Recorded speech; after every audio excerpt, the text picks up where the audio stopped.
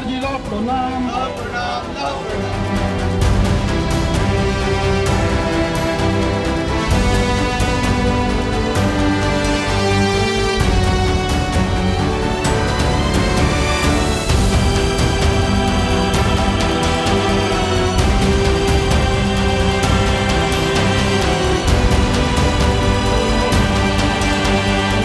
বিভিন্ন প্রান্ত থেকে সবাই আজকে এসছেন, এই পদযাত্রায় পা মিলিয়েছেন।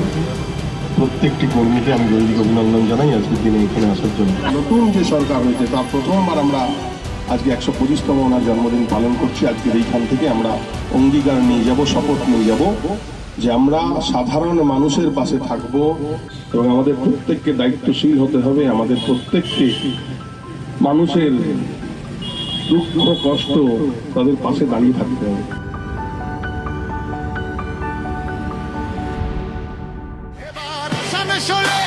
কৃষ্ণেন্দ্র